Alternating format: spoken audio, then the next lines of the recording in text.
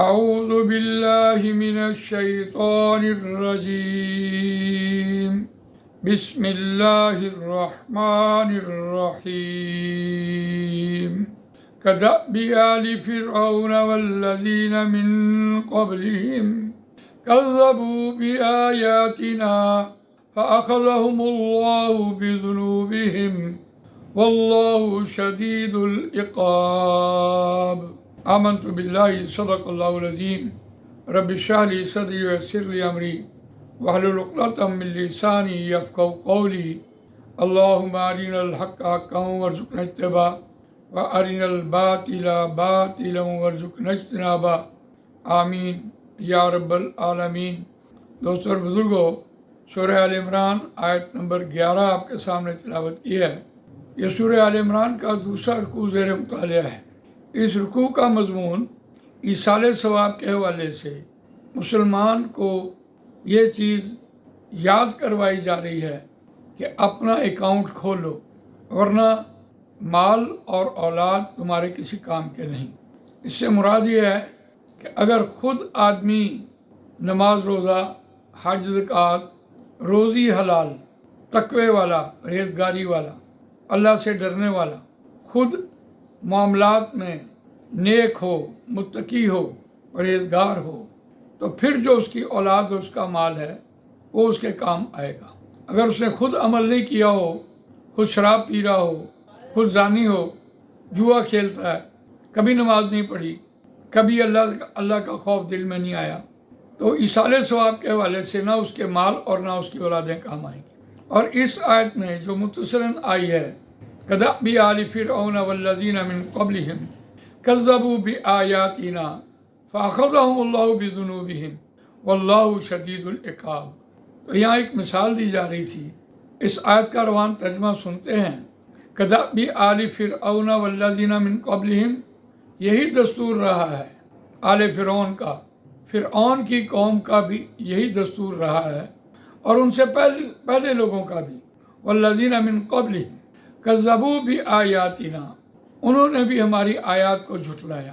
جھٹلانا ہوتا ہے کہ خود نہ عمل کرنا اور جو عمل کر رہا ہے اس کا بھی استہزاء کرنا، اس کو جھٹلانا کہتے ہیں۔ اگر خود عمل کرے اور توبہ کر لے تو وہ پھر جھٹلانا نہیں ہوتا، یعنی خود باز نہ آنا، آیات کا مذاق اڑاتے رہنا۔ فأخذهم اللہ بذنوبهم، بس آ پکڑا ان کو اللہ نے ان کے گناہوں کے سبب۔ واللہ شدید العقاب، اور اللہ جلد بدلہ لینے والا ہے، شدید بدلہ لینے والا ہے۔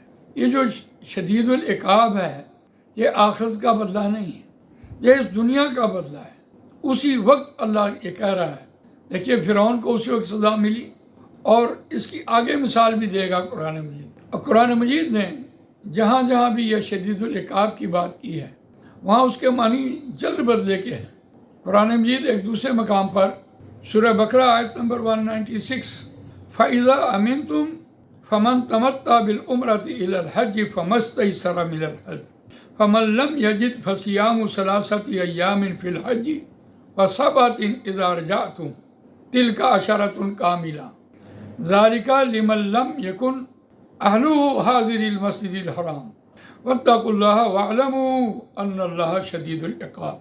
اب یہاں یہ بات کہی جا رہی تھی، حج کے دوران اگر کسی شخص سے کوئی رکن مس ہو گیا اور وہ وہاں اللہ کی راہ میں ایک جانور نہیں قربان کر سکا، اس کے پاس پیسے ختم ہو گئے، تو پھر اس کو یہ چاہیے کہ 3 روزے ادھر رکھے حج کے متصلاً بعد، اور متصلاً 7 روزے گھر آ کے رکھ لے۔ یہ پورے 10 ہو گئے۔ اگر یہ پورے 10 روزے نہیں رکھے تو اس کی سزا ہے شدید العقاب، جلد بدلہ دیتا ہے۔ آپ نے دیکھا ہوگا کہ کوئی حاجی آتے ساتھ ہی بیمار ہو گیا اور ایسا شدید بیمار ہوا کہ وہ لا علاج تک پہنچا۔ تو ایسا ہوتا ہے کہ اگر آپ سے حج کا کوئی رکن رہ گیا، مس ہو گیا، تو آپ کے پاس قربانی کے پیسے نہیں تھے، تو آپ کو 10 روزے مکمل کرنے ہیں، اور اس پر یہ شدید العقاب بولا۔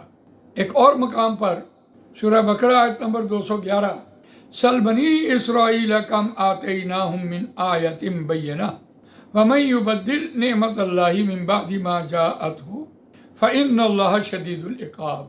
اے نبی، صلی اللہ علیہ وسلم پوچھ بنی اسرائیل سے، ہم نے کتنی ان کو واضح روشن نشانیاں دی، اور جو کوئی تبدیل کرے اللہ کی نعمت کو اس کے بعد کہ آگے اس کے پاس فَإِنَّ اللَّهَ شَدِيدُ الْعِقَابِ، تو بس بے شک اللہ جلد بدلہ لینے والا ہے، شدید بدلہ لینے والا ہے۔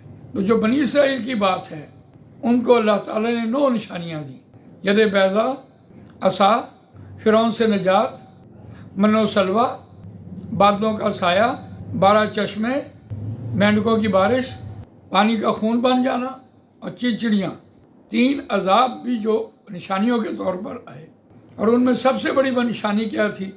حضرت موسیٰ علیہ السلام کا آ جانا اور من و سلوہ اترنا۔ انہوں نے من و سلوہ اس نعمت کی ناشکری کی۔ وَإِذْ قُلْتُمْ يَا مُوسَىٰ لَن نَّصْبِرَ عَلَىٰ طَعَامٍ وَاحِدٍ فَادْعُ لَنَا رَبَّكَ يُخْرِجْ لَنَا مِمَّا تُنبِتُ الْأَرْضُ مِن بَقْلِهَا وَقِثَّائِهَا وَفُومِهَا وَعَدَسِهَا وَبَصَلِهَا قَالَ أَتَسْتَبْدِلُونَ الَّذِي هُوَ أَدْنَىٰ بِالَّذِي هُوَ خَيْرٌ اهْبِطُوا مِصْرًا فَإِنَّ لَكُم مَّا سَأَلْتُمْ وَضُرِبَتْ عَلَيْهِمُ الذِّلَّةُ وَالْمَسْكَنَةُ وَبَاءُوا بِغَضَبٍ مِّنَ اللَّهِ ذَلِكَ بِأَنَّهُمْ كَانُوا يَكْفُرُونَ بِآيَاتِ اللَّهِ وَيَقْتُلُونَ النَّبِيِّينَ بِغَيْرِ الْحَقِّ ذَلِكَ بِمَا عَصَوا وَكَانُوا يَعْتَدُونَ۔ انہوں نے اس نعمت کی ناشکری کی اور اس پر اللہ تعالیٰ نے شدید ان کو معزول کیا، ذلت اور مسکنت تھوپ دی گئی۔